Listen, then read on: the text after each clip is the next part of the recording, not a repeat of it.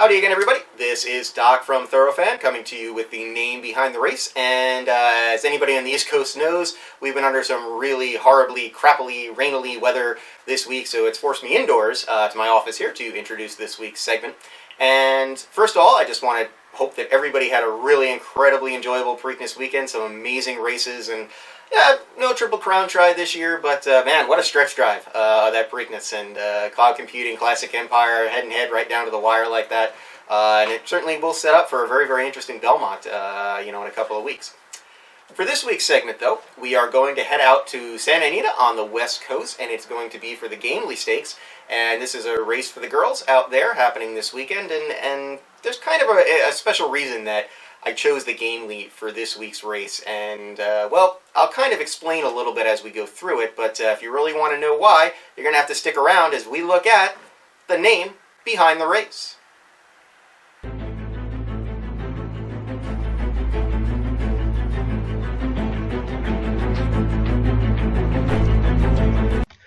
Gamely, or as her owner William Hagan Perry liked to call her, the filly with the Roman nose, was as dominant as the Roman Empire in her divisions during the latter half of the 1960s.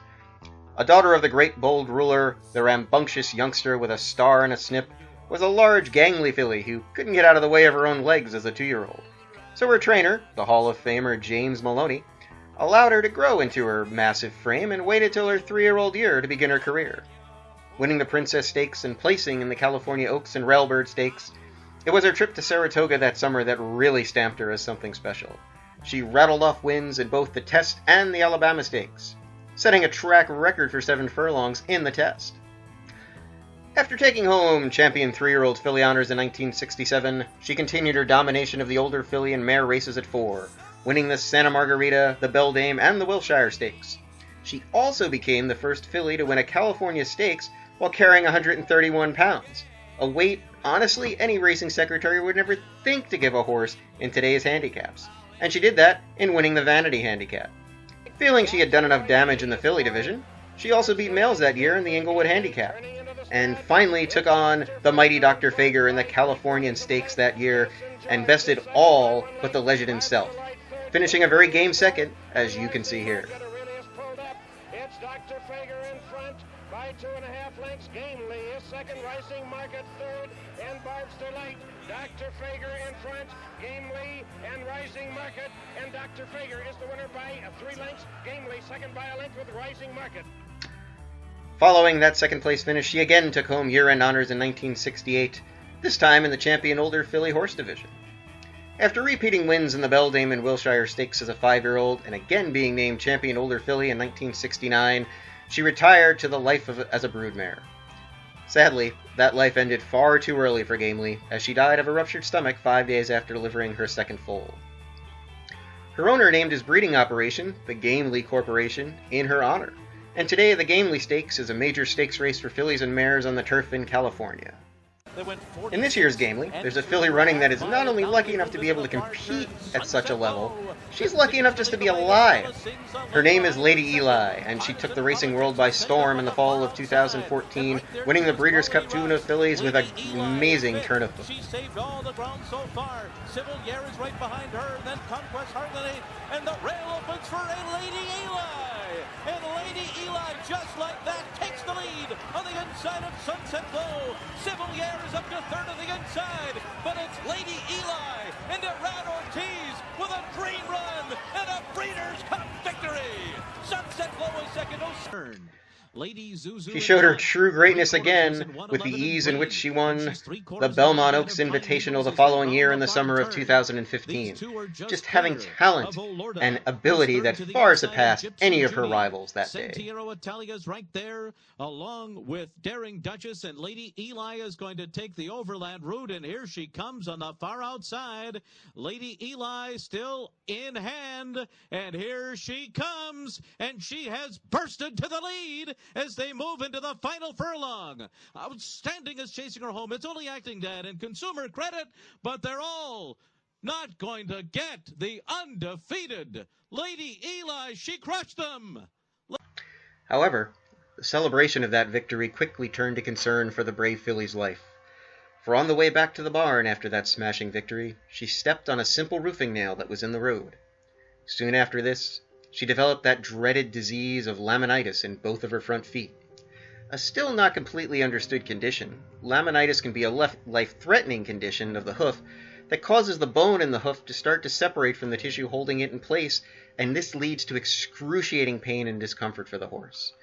To compare, imagine trying to walk on your toenail as it was slowly being pulled off your toe.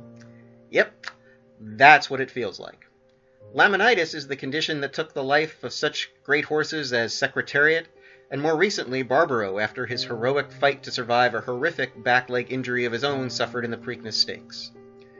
The team of trainer Jad Brown and multiple vet and foot specialists came into work around the clock on the filly and gave her every fighting chance to survive. Knowing she might never race again, the only concern was making sure that she could survive to live out a well-deserved retirement. Their dedication, caring, expertise, and devotion to this filly all paid off as she was able to beat the disease and, remarkably, return to training.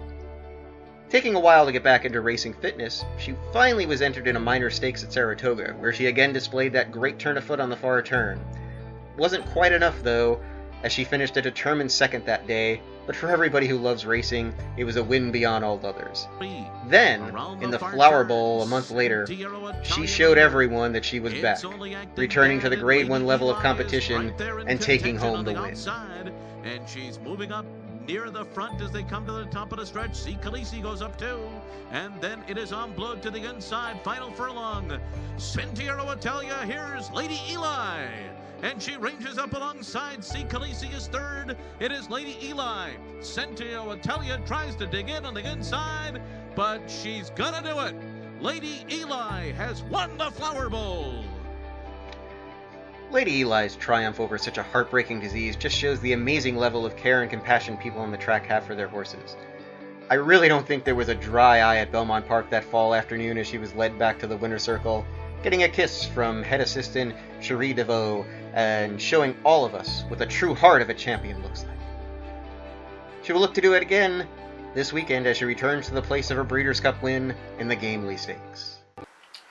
Well, there you have it, folks. Everything you wanted to know about that incredibly game filly Gamely and her amazing championship seasons in the late 1960s and all that she accomplished. And, well, finishing second to Dr. Fager really is, nothing to be too ashamed of, considering how great that one was in that time period as well.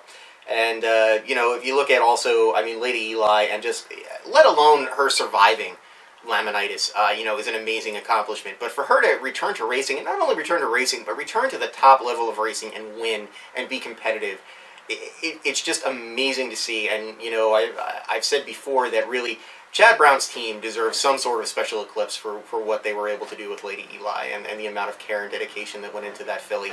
And really, it's synonymous with the care and dedication that goes into these horses on the backside. People love them like their family members and will do anything for them.